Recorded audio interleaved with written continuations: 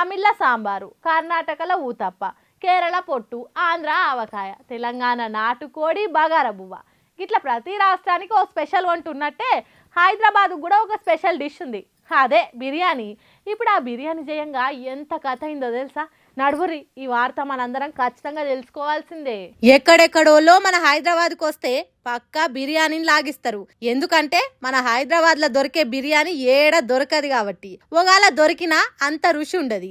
అట్లనే ఇప్పుడు రాష్ట్రంలో అందాల పోటీలు కాబోతున్నాయి కదా. ప్రపంచ నలుమూలల నుండి ఎన్నో దేశాలు హైదరాబాద్ గడ్డ మీద అడుగు పెడుతున్నాయి. మరి వచ్చిన వాళ్ళకు మన బిర్యానీ రుచి చూపియకపోతే ఎట్లా?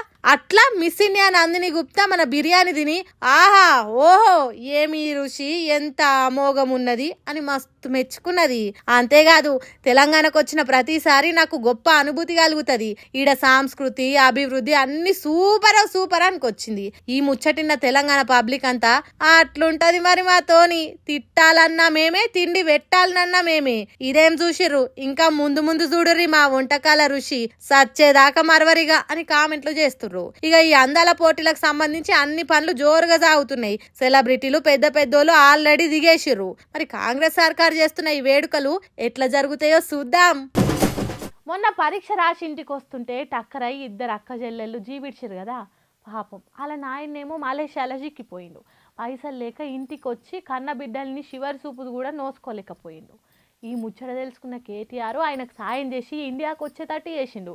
ఓ పార ఆయనతో మాట్లాడదాం పాండ్రి.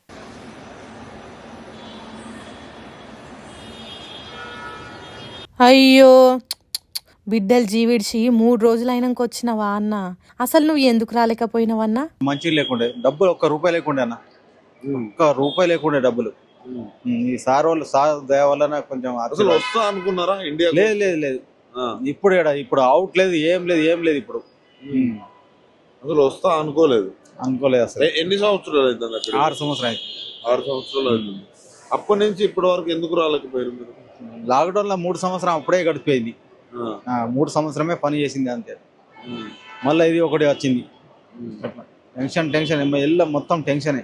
ఓష్ని పైసలు లేక 6 ఏళ్ల తర్వాత ఇప్పుడు వచ్చినవానే, అది కూడా పిల్లల సావు వార్త తెలిసినాక. మరి నీకు ఎవరు సాయం చేసిరన్న ఇండియా రానికే? కేటీఆర్ సార్ వాళ్ళు చేస్తేనే కొద్దిగా వచ్చింది. అంటే తెలంగాణ ప్రభుత్వం నుంచి ఎలాంటి హెల్ప్, ఏమన్నా హెల్ప్ చేసిందా మీకు? ఏం లేదు ప్రభుత్వం ఏమీ హెల్ప్ లేదు. దానివల్ల ఇక్కడికి రాగలిగారు. ఏం చెప్పాలనుకుంటారు ఈ సందర్భంగా కేటీఆర్ గారు? దండం ఇక నమస్కారం చెప్పాలంతే, ఏం లేదు. ఇక కేటీఆర్ సార్కు జాన్సన్ నాయకు కొంచెం నమస్కారం చెప్పాలంతే. ఆగనట ఇన్నరా, కేటీఆర్ సారు వాళ్ళ టీం సాయంతో మళ్ళా సొంత గడ్డ మీద అడుగుపెట్టిండట. అయ్యన్న నాకింత గొప్ప సాయం చేసినందుకు పెద్ద దండం తప్ప ఇంకేం చెప్పలేను సార్. 6 సంవత్సరాల కింద పని కోసం మలేషియా పోయి ఆడ మోసపోయి కరోనా వల్ల చిక్కుకుపోయిండట రెడ్డి నాయక్ అనే గీ అన్న. టక్కరై 2 పిల్లలు ఇక లేరు అనే వారు తిన్నాక కూడా వాళ్ళని చూస్తేందుకు ఇంటికి రానికే రూపాయి కూడా లేకపోతే కేటీఆర్ సాయంతో ఇంటికి వచ్చిండట. ఇట్లా ఆపదలు ఉన్నోళ్ళని ఆదుకున్న కేటీఆర్ గొప్ప మనసు గురించి ఇది చూసిన వాళ్ళంతా మెచ్చుకుంటుర్రు. పో అన్న పోయి మీ ఇంటి ఆమెకు ధైర్యం చెప్పు పో. పాపం మా తల్లి 2 పిల్లల్ని ఒక్క పారే ఒడగొట్టుకుంది. పెనివిటి కూడా పక్కకు లేకపోతివి. ఎంత కుమిలిపోతుందో ఏమో.